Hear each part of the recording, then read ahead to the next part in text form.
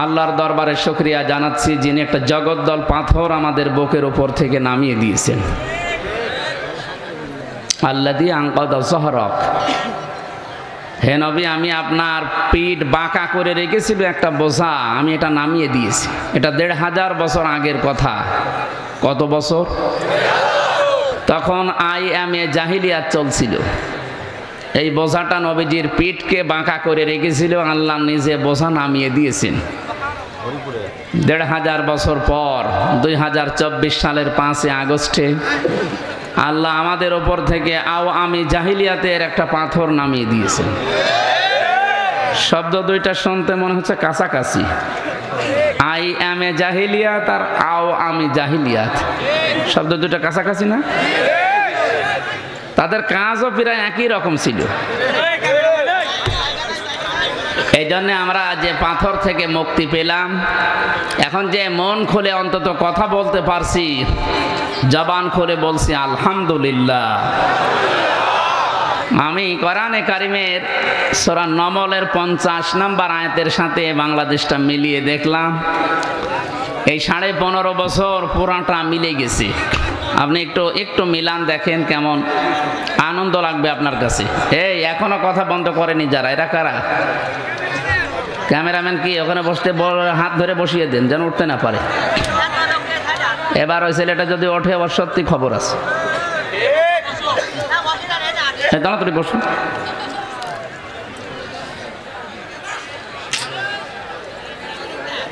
না ডিস্টার্ব করবে ওরা, এখানে বের করে দেন তো। এখান থেকে যান, আবার ওটা খোলে কেন? যান যান যান যান, ওরা হাত ধরে বসিয়ে দেন না কেন ভাই? একটার জন্য 10টা ডিস্টার্ব হচ্ছে, দেখছেন না?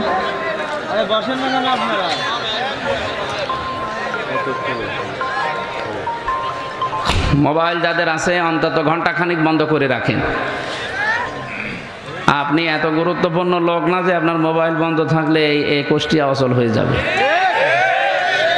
যাদের মোবাইল বন্ধ থাকলে কুষ্টিয়ার সমস্যা হবে তারাই তো মোবাইল বন্ধ করে দিয়েছে। অন্তত আপনারা 1 ঘন্টাখানিক বন্ধ করে রাখেন। কারোর জন্যে কেউ অচল না, কারোর জন্যে পৃথিবী থেমে থাকে না, এটা প্রমাণ হয়ে গেছে। যারা মনে করতো না আমরা ছাড়া মনে হয় আর চলবে না, তারা নেই। চলছে না কুষ্টিয়া, এ দেশ চলছে না।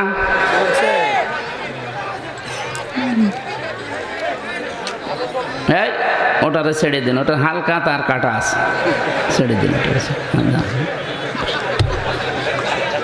এই এদিকে তাকান ভাই, আমি যে আয়াতগুলো মিলানোর জন্য বলছিলাম, আসার সময় আমিও দেখছিলাম। আল্লাহ রাব্বুল আলামিন বলেন আকাদ মাকারু মাকারহুম ওয়া ইনদাল্লাহি মাকরুহুম ওয়া ইন কানা মাকরুহুম লিতাজুলা মিনহুল জিবাল। সূরা ইব্রাহিমের ভেতরে আল্লাহ জানিয়েছেন, হে নবী অবশ্যই তারা কিন্তু ষড়যন্ত্র করেছিল। তার ষড়যন্ত্রের মাত্রাটা এমন জায়গায় পৌঁছিয়েছে, পাহাড় পর্যন্ত মনে হচ্ছিল জায়গা ছেড়ে দেবে। এটা ১৫০০ বছর আগে করেছিল। আমার মনে হচ্ছে এই ১৫০০ বছর পরে এটা এখনো থেমে নেই। বিশেষ করে ফেসবুকের মাধ্যমে যারা পালিয়ে গেছে, যারা লুকিয়ে আছে, এরা এখনো পর্যন্ত ষড়যন্ত্র চালাচ্ছে, বিশেষ করে উস্কানি দিচ্ছে। কালকে আমি ছিলাম মৌলভীবাজার, কুষ্টিয়ার কৃতি সন্তান, ওখানকার জেলার এসপি জনাব জাহাঙ্গীর হোসেন। এই আমি যেখানে আজকে মাগরিবের পরে আলোচনা করছিলাম, ওর পাশের গ্রামে, এই সাউদিয়া মাছপড়ায় বাড়ি। উনি আমাকে জানালেন যে এই ফেসবুকের মাধ্যমে যে গুজবগুলো চলছে, জনগণকে সতর্ক করবেন, এই গুজবে যেন কেউ কান না দেয়। এই গুজবে কান দেওয়ার কারণে এই যে চলছে ঝামেলা ৩-৪ দিন, আমরা সাবধান থাকবো, কারো উস্কানিতে যেন পা না দেই। বিশেষ করে যারা পালিয়েছে এদের উস্কানিতে তো পা দেওয়াই যাবে না। কথা বুঝতেছেন?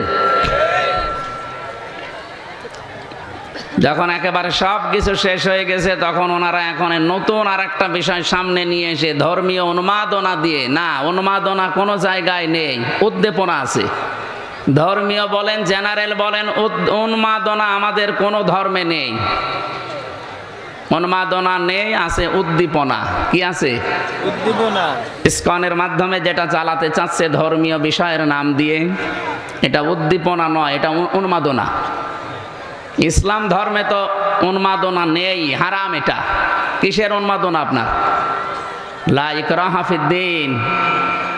ইসলামের ভেতরে বাড়াবাড়ি নেই, জবরদস্তিও নেই। যদি জোর করে ইসলাম ধর্ম গ্রহণ করানোর নিয়ম থাকতো, 850 বছরে এই ভারতবর্ষ মুসলমান শাসন করেছিল, একটাও হিন্দু থাকার কথা ছিল না। কথা বলেন না কেন? পৃথিবীতে 200 কোটির উপরে এখন আমরা মুসলমান, সবচাইতে পরধর্ম সহিষ্ণু জাতি আমরা। সুতরাং আন্তর্জাতিক মিডিয়া এখন বাংলাদেশের দিকে তাক করে আছে, কিন্তু আপনি টের পাচ্ছেন না। এজন্য কারো উস্কানিতে পা দিয়ে উল্টাপাল্টা লিখবেন না, এই উন্মাদনা ছড়াবেন না। আল্লাহ বলেন ওদের ষড়যন্ত্র থেমেছিল না, 14টা ষড়যন্ত্র ওই জামানায় করেছিল, আর এই 2024-এর আগে 15টা ষড়যন্ত্র চলছে। আমরা কোরআনের আয়াতের সাথে মিলাবো ইনশাল্লাহ। যদি মিলে যায় ওইগুলো মাইনাস করব। কি কথা বলেন না কেন? আমাদের গাইডলাইন কি বলেন তো? আরো জোরে বলেন। নাকি বাবার জীবনী? অনেকে তো বাবার জীবনী গাইডলাইন বানিয়ে দিয়েছিল। পৃথিবীর কোনো মানুষের জীবনী পড়ে মানুষ পরিবর্তন হতে পারে না, এ সিস্টেম পৃথিবীতে নেই। আপনি পরিবর্তন হতে পারেন যেটা পড়লে, তার নাম কি? এই কোরআন শরীফ। আপনি এটা পড়েন, মাস্ট বি আপনি পরিবর্তন হবেন, বাধ্য হবেন। টনি বেলার নাম শোনেননি? কোথায় বাড়ি? কোথায়? আমেরিকায়। কোথায় বাড়ি? টনি বেলাওয়ারের শালিকা, ছোট শালিকা লরেন বুথ, এ মহিলা অনার্স মাস্টার্স করা, পিএইচডি হোল্ডার। ওকে খ্রিস্টানরা বহু অর্থ দিয়ে ইরানে পাঠিয়েছে। তেহরান বিমানবন্দরে নামার পর ও খ্রিস্টান বানাবে মানুষকে। এক মুসলমানকে ডাক দিয়ে বলছে যে, ভাই আমি মুসলমান হব না, কিন্তু আমি ইসলাম জানতে চাই। কি পড়লে অথেন্টিক ইসলাম জানা যাবে সেই বই আমি আপনার কাছে চাই। আমাদের কাছে কেউ যদি হিন্দু এসে বলে যে আমি ইসলাম গ্রহণ করব না, কিন্তু আমি ইসলাম জানতে চাই, এটা তার অধিকার আছে না নেই? বলেন বলেন। তখন তো অনেক মানুষ এই ফতোয়া তুলবে, হ্যাঁ ওর ওযু নেই, ওর কাছে কোরআন শরীফ দেব। আরে ভাই, কোরআন শরীফ ধরতে হলে ওযু করা লাগবে, মাস্ট বি। আপনি কোথায় পেয়েছেন? রাসূলুল্লাহ আসলেন টয়লেট থেকে। কোথা থেকে? পায়খানা প্রসাব করার পরে নবীজি আসলেন, পানি দেওয়া হয়েছে তাকে। তিনি হাত মুখ ধোয়ার পরে গোশত খেলেন। বিশ্ব নবীকে জিজ্ঞাসা করা হয়েছে, হে রাসূল আপনি ওযু করলেন না? তিরমিজি শরীফের হাদিস। নবীজি বলেন, দেখো আল্লাহ আমাকে শুধু নামাজের আগে ওযু করার জন্য আদেশ দিয়েছেন, তাছাড়া পৃথিবীর কোনো কাজ করার আগে ওযু করা লাগবে আদেশ আমি পাইনি। এ কাজের ভেতরে রোজা রাখা হতে পারে, এ কাজের ভেতরে হজ করা হতে পারে, এ কাজের ভেতরে খাবার খাওয়া হতে পারে, এ কাজের ভেতরে কোরআন ধরাও হতে পারে। তাহলে নামাজ পড়ার আগে ওযু করা লাগবে, নির্দেশ কার? ইয়া আইয়ুহাল্লাযীনা আমানু ইযা কুমতুম ইলাস সালাতি ফাগসিলু ওয়ুজুহাকুম ওয়া আইদিয়াকুম ইলাল মারাফিকি ওয়ামসাহু বিরুসিকুম ওয়া আরজুলাকুম ইলাল কাবাইন। ইমানদারেরা যখন নামাজের জন্য প্রস্তুতি নেবে, নামাজে দাঁড়াবে, তার আগে ওযু করো, এ নির্দেশ কার? ইমানদারেরা কোরআন পড়বা তখন ওযু করো, এ কথা আছে? পুরা কোরআন শরীফ আপনি দেখেন তো, যারা হাফেজ আছে, মাওলানা আছে, আলেম আছে, বলেন নেই? হ্যাঁ আছে। কি আছে? ফাইদা ক্বরাতাল কুরআনা ফাস্তাইযি বিল্লাহি মিনাশ শাইতানির রাজিম। আল্লাহ পাক বলেন যখন কোরআন পড়বা তার আগে শয়তান থেকে আশ্রয় চাইবা। আউযু বিল্লাহি মিনাশ শাইতানির রাজিম, এটা পড়া লাগবে। আর এটা পড়া সুন্নাত, নফল, মুস্তাহাব না, এটা পড়া ওয়াজিব। কি বলেন তো? না পড়লে আপনার গুনাহ হবে। কেন? পৃথিবীর এমন কোন ইবাদত নেই যে ইবাদতের আগে আউযু বিল্লাহ না পড়লে ইবাদত হয় না, নেই। আপনি নামাজের আগে আউযু বিল্লাহ পড়েননি, আপনার নামাজ হবে না, কেউ ফতোয়া দিতে পারবে? পারবে না। রোজা রাখার আগে আপনি আউযু বিল্লাহ পড়েননি, আপনার রোজা হবে না, কেউ বলতে পারবে না। হজ করার আগে আউযু বিল্লাহ পড়েননি, হজ হবে না। না কিন্তু কোরআনে কারিম পড়ার আগে যদি কেউ আউযুবিল্লাহ না পড়ে, ওর কোরআন পড়া তো হবেই না, আর গুনাহ হবে। তাফসিরে মুফাসসির লিখেছেন এই কারণে, কারণ পৃথিবীর কোন ইবাদতে শয়তান এত ধোঁকা দেয় না, কোরআনের কাছে আসতে গেলে যত ধোঁকা দেয়। শয়তান ভালো করে জানে যে কোরআন যদি মানুষ বোঝে, কোরআনের কাছে আসে, আমি যে শয়তানি করি এটা বন্ধ হয়ে যাবে। কথা বুঝতেছেন? ওর যে শয়তানি করার রাস্তা বন্ধ হয়ে যাবে। এজন্য কোরআন ধরার আগে ওযু করা শর্ত নয়। হ্যাঁ, কেউ যদি আরবি টু আরবি কোরআন যেটা, এইটা ভরতে গেলে ফরজ গোসল হলে আপনার কাছে যাবেন না, কিন্তু এমনি স্বাভাবিক ওযু নেই আপনি কোরআন ধরতে পারবেন না, না এটা মাসলা নয়।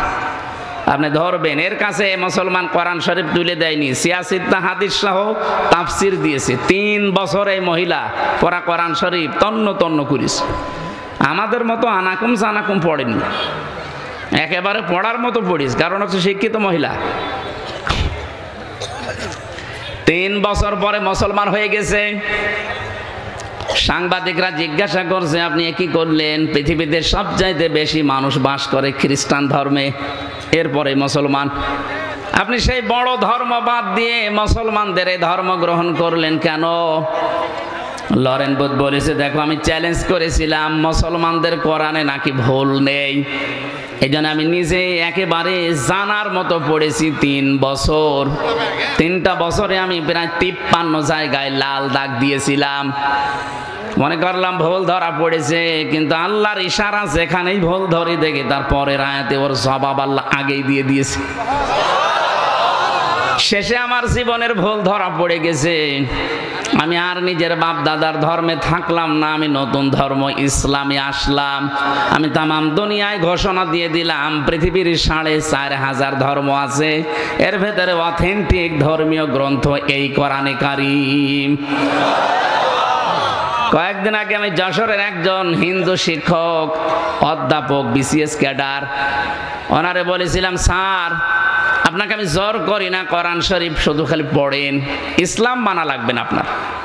আপনি ধর্মীয় নিজের ধর্ম বাদ দিয়ে ইসলাম গ্রহণ করবেন এটাও দরকার নেই, শুধু 3টা মাস সময় দিলাম আমাদের এই ধর্মীয় গ্রন্থ কোরআনটা বুঝে পড়েন। 3 মাস পড়ার পরে দেখি লোকটা মুসলমান হয়ে গেছে। এই জন্য আমাদের উচিত হচ্ছে কোরআনের কাছে আসা। আজকের এই তাফসির মাহফিল এই জন্যেই আয়োজন করেছে এবং এই মাদ্রাসাটার প্রতিষ্ঠাও এই কারণেই। কোরআনে কারীম যত ছড়িয়ে যাবে, যত প্রচার হবে এ দেশ থেকে, তত শিরিক বেদাত আর উল্টাপাল্টা কাজ দূর হবে ইনশাআল্লাহ। আমাদের জন্য একটু আফসোস, বিশেষ করে আমার জন্য, সারা দেশে যাওয়া লাগে তো। সারা বাংলাদেশে একটা জায়গা কুষ্টিয়া জেলা যেখানে পুলিশ পাহারা দিয়ে গাঁজা খাওয়ায়। কি একটা জেলা গো। আর একটা জায়গা আছে বগুড়ার মহেস্থানগড়, ওখানে গাঁজা খেলেও চুরি করে খায়, আর আমাদের এখানে পুলিশ বলে খা।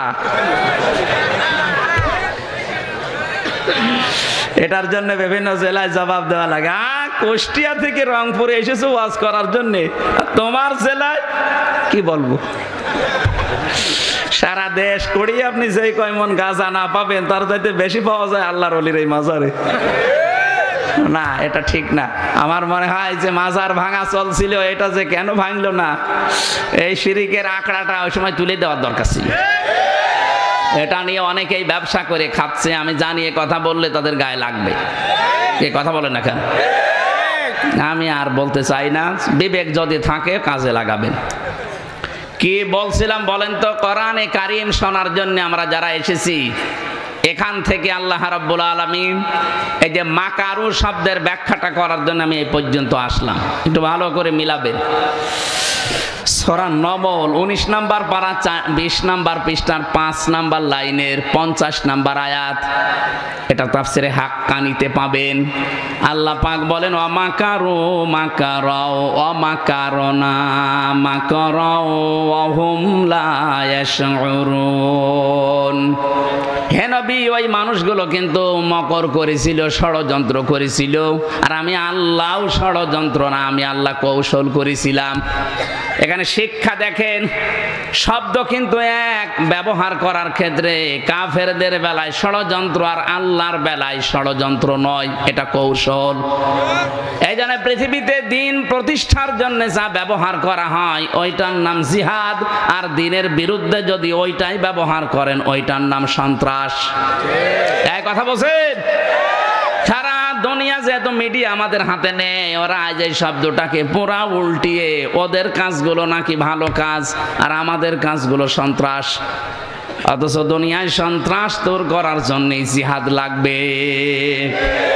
এটা লূত নবী আলাইহিস সালামের জামানার কাহিনী আল্লাহ আমাদেরকে শোনাচ্ছেন কেন?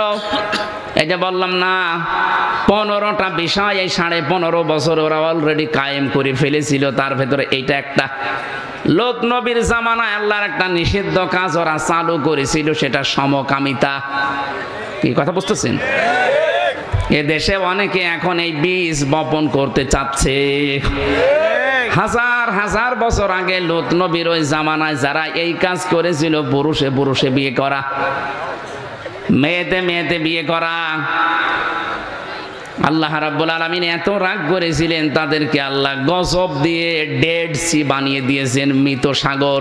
বাইরের দেশে যারা যায়, আমি নিজে দেখেছি জর্ডানে, মৃত সাগর বানিয়ে দিয়েছে আল্লাহ।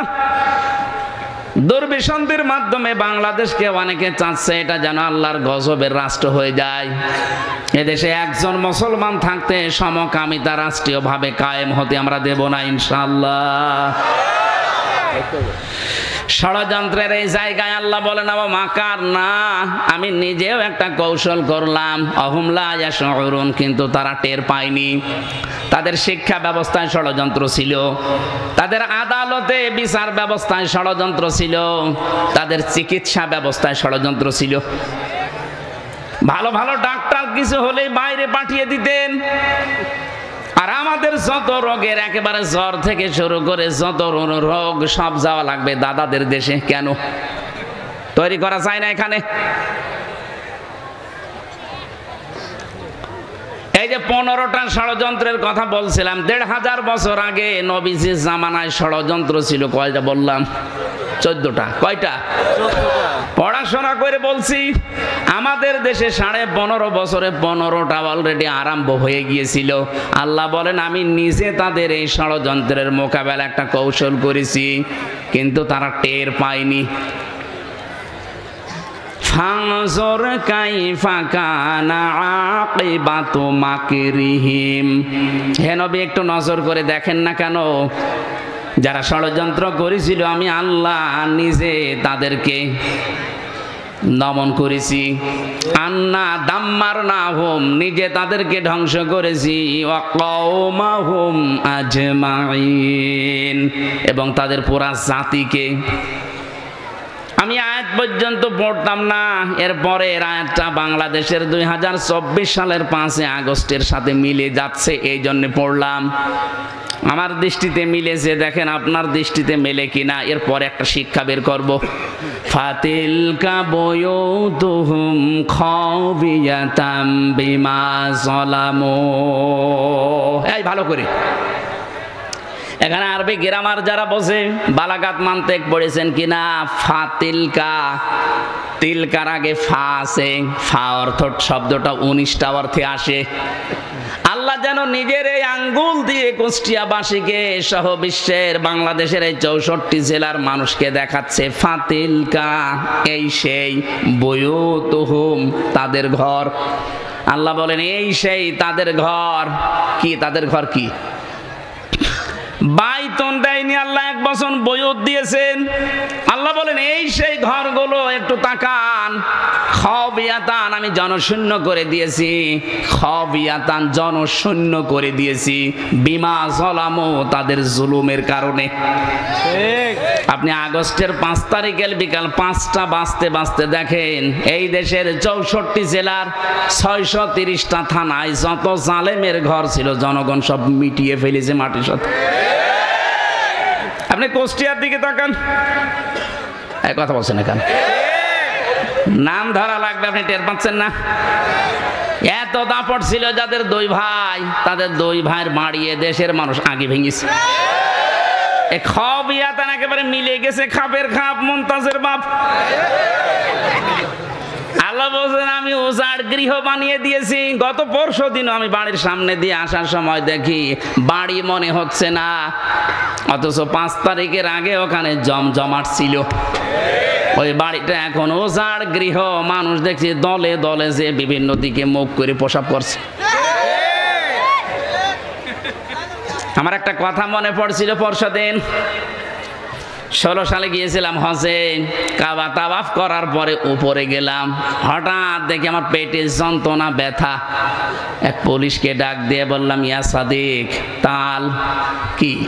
হে বন্ধু, আমার খুব পেটে ব্যথা করছে, এতক্ষণ তো ভালোই লাগছিল। উনি আমারে বলছে, ইয়া হাজিউল হজ্জা তাই না বিলা দোকান? ও হাজি, দেশ কোথায়? জি তুমি বাংলাদেশ। বাংলাদেশ থেকে এসেছি। ওর ভাষা দিয়ে আমারে বলছে, হাজি জানেন না এটা কোন জায়গা? না তো। আবু জেহেলের বাড়ি। আপনি এখনো পায়খানা না করে দাঁড়িয়ে আছেন, তাড়াতাড়ি করেন।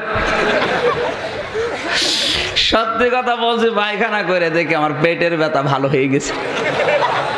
আল্লাহ আমাকে বোঝাতে চাচ্ছে, হামজা এত টাকা খরচ করে 6500 কিলোমিটার দূর থেকে আসলে আর ওই শয়তানের বাড়ি পায়খানা না করে চলে যাবা, তাড়াতাড়ি করো।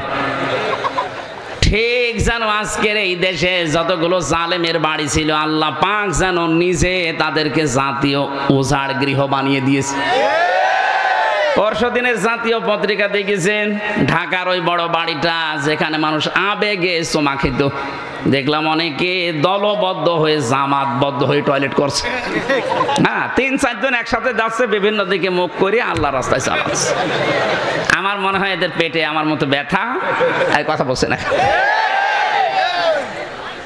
আমি খবিয়াতান শব্দটা তাফসিরে পড়েছি ইবনে কাসিরে। আল্লাহ বলেন, আমি এমন জনশূন্য করে দিয়েছি, এমন উজাড় গৃহ বানিয়েছি। কেন জানো? তোমাদেরকে একটা শিক্ষা দেওয়ার জন্য। এবার আসেন আমাদের বিষয়।